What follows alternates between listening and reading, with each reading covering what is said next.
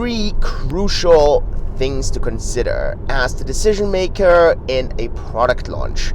Hey and welcome everyone, it's day 22. We are in week 4 of our 90-day game plan.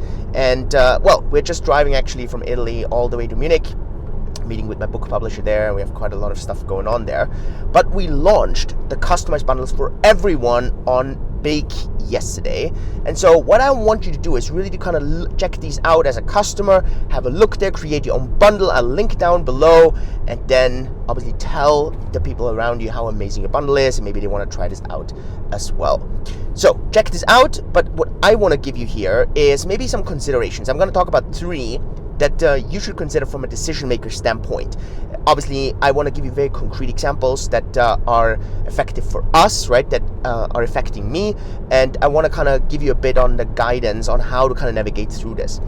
I am not the product manager of this, right? So this is really not from a product management standpoint. It's really more from the larger decision maker standpoint.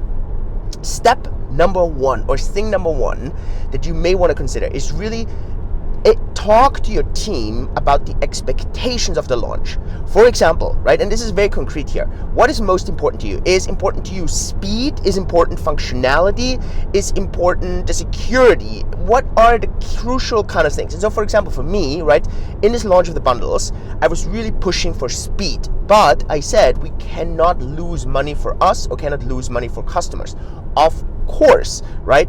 So with this, what's going to be really important is for the team to really test the security, but then on the other things, sometimes on functionality, sometimes on the user experience. It's okay if maybe not everything is perfect at the beginning, as long as we can launch these things fast. And this is important because obviously there may be situations where you say, hey, you know what, the functionality, the user experience needs to be perfect, and I'm okay if we take 2 weeks longer.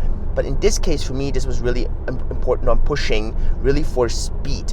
And this, for example, also means, and this is like, I want to give you just a very concrete example. We're launching the bundles on the mobile app. We're launching them sometimes as a type form kind of system. There's a lot of manual stuff there. And this, for example, we're not launching on the web app. And this is very specific because if we launched also on the web app, it would take us way longer to do so. So very conscious decision in this, right? And with that obviously also comes the expectation for the team. What does this mean? What is going to be pushed? And I made this meme right on Twitter and also Instagram about, and I posted it on YouTube as well, where this one kid was driving in the car, right, with all these water bottles in his hand, or like water cups, and he's like, no, and then like completely falls, and then, or like the guy just takes the corner too fast, and then like all the water splashes. And it's obviously a very delicate kind of balance between pushing for speed and respecting the feedback from the team. And this, as a decision maker, right, is something you really have to learn a bit. And I think in the past, sometimes I was too aggressive, sometimes I was not aggressive enough. I think a lot of this comes with experience, and obviously also being able to trust your team. Knowing when do the engineers really give you feedback on this is not ready to launch yet, because there are very legitimate reasons, or when is it just that they want to have everything perfect and it's just the right time to push through, right? So that's number 1. Number 2, it's all about understanding the requirements. And not only the requirements, who is actually responsible for those requirements. Elon Musk actually speaks about this a lot, but this is something that you learn as a CEO or decision maker very early in life, that or when you kind of have to deal with these projects. For some reason, in a lot of things, requirements just creep in for no apparent reason. And obviously this happens a lot on the legal, on the compliance side, but this can also happen in marketing. This can happen on the tech side, engineering side. And suddenly you have all these things in there. Oh, but we need to have this checkbox. No, we need to have this extra screen.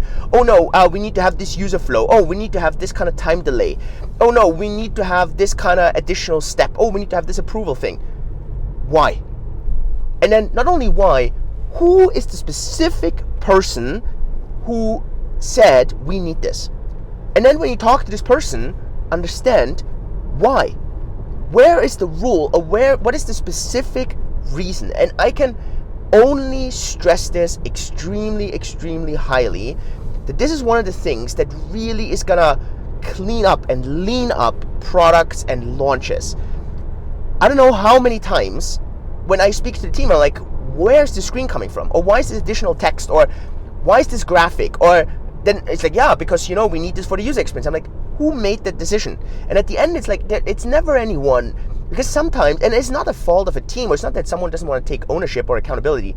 It's more that these things just happen. And it's insane to kind of always think this through, and then this compounds and makes stuff very bulky, very complicated. So I really just want to stress how important it is to understand who set a requirement and why. And as a really good decision maker, you try to get as many requirements away and keep things as lean and clean as possible. And now step number 3, and that is uber crucial. It's one of our team principles, right? It's the accountability, it's the ownership. Now, not owning something, not being accountable for something is what everyone can do. And so you can have a lot of people not being accountable, but you can never have 2 people being accountable for the same thing. One thing can only be accounted for by one person. One person can be accountable for many things, but never for one outcome should there be 2 people accountable for. It is such a crucial thing in anything, but especially in product launches. Because if you have, and I mean, look, in a good complicated product launch, right, you have legal, you have compliance, you have the customer success side, you have marketing, you have engineering, you have product and design. Obviously, you have the product management, right? You have all kinds of things. You have ops, for example, you have finance. I mean, sometimes in our company, it's maybe 1 or 2 departments are not involved in a product launch, but everyone else, is like 8 different departments are actually responsible during a product launch. And so now the very dangerous thing is that, for example, let's say we list a new coin, or for example in the bundles, right, when we add a new coin, it's so dangerous that you're like, oh yeah, but engineering is responsible for the technical side, and then ops is responsible for the operational side, but then we also have marketing and design, and suddenly for one coin listing, you have, let's say, 5 different people responsible. But if there's 5 people responsible, no one is responsible. So the only way around this is to recognize and say, I get it, the coin being added to a bundle it's very cross-functional. Maybe 5 different teams are responsible for it. Still, this one person, let's say ops, is responsible for it and coordinates everything. And you are responsible. So if that coin is not addable to a bundle, it's on you. And if it's addable to a bundle, it's on you. And so this is so essential, and this takes such a long time to appreciate how difficult this actually is, because obviously you have these super simple, easy, straightforward scenarios where it's very clear that it's one thing, one person is responsible, but the hard parts happen when it's so cross-functional, and when it's not clear, is it the user experience side, is it the engineering side, is it the marketing side that's responsible? You have to make one person responsible. The buck stops with that one person. It is so crucial to learn. So yeah, these are the 3 things that I have really learned in product launches. I hope they help you as well from a decision maker side. Obviously, this is not like now going into product management where you have like all kinds of timelines and checkboxes and so on. Is not my strength. We have amazing product managers who do that. So I really want to give it to you more from a high level, from the CEO side of things. Let me know in the comments what you think. Is there anything that I miss for good product launches? Maybe let me know.